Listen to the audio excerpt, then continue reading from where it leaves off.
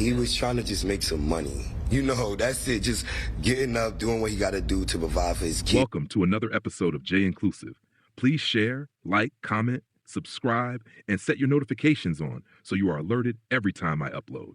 The following video presents information sourced exclusively from news articles, court documents, and social media. I maintain no affiliations with any parties involved. Now let's get into today's true crime story. 36-year-old Ray Hodges had just delivered a package and was taking a break during his workday on Thursday when he stopped by Joe's Deli grocery in Harlem. According to an employee, Ray was inside counting his money to see how much he could order. Jaia Cruz then entered the deli carrying bags filled with groceries and other essentials.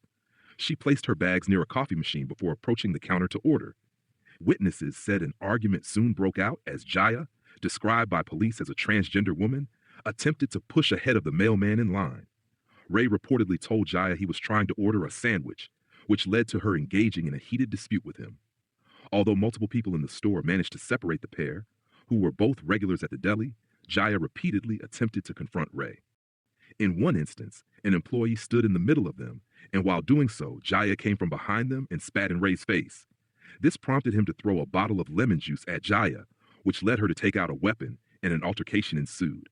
Detectives tonight exited this Harlem deli's doors with evidence in hand. What's behind these deli doors? Too gory for this broadcast. Workers inside left mopping the blood-stained floors late into the night. I know the guys who deliver mail, and just like that, he's gone. It's very scary. Ray attempted to wrestle the weapon away from Jaia, but to no avail. Jaia allegedly lodged the weapon in Ray's neck and stomach as customers and employees began calling 911.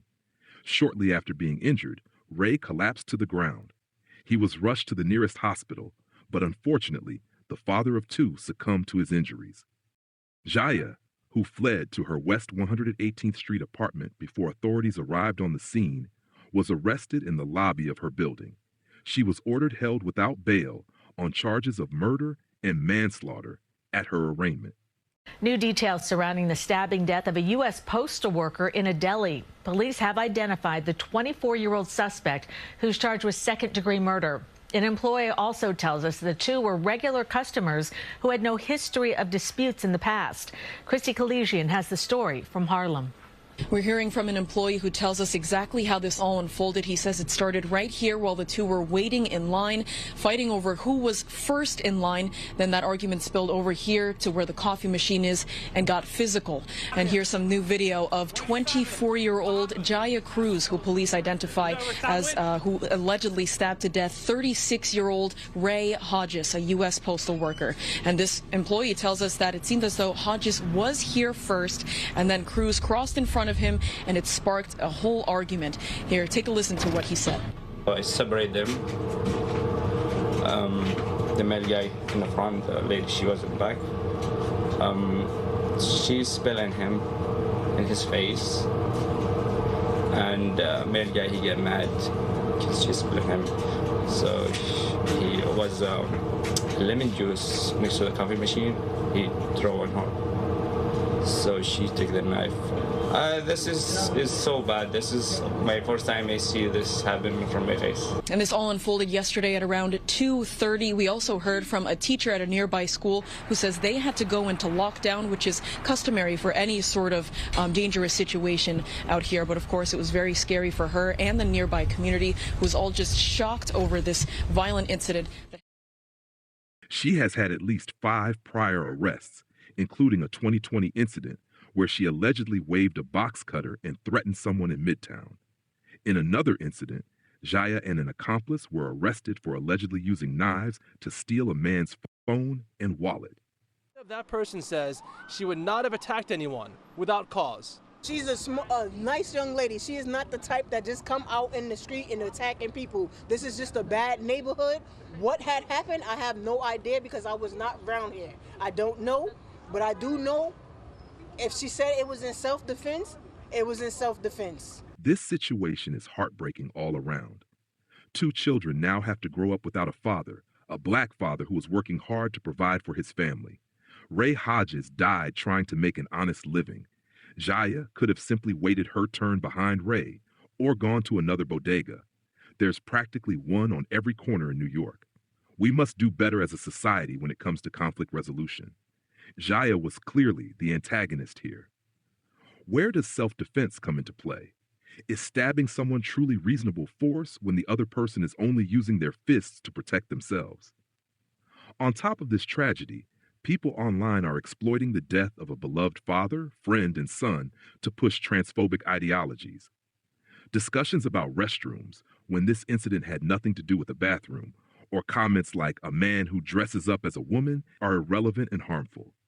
People generalizing Jaia's actions to all transgender individuals, or using her photo with disrespectful captions like, "I'm going to miss her, she had some good booty," are missing the point entirely. Someone lost their life, yet public discourse is focused on sensationalized, irrelevant aspects of the case rather than justice for Ray.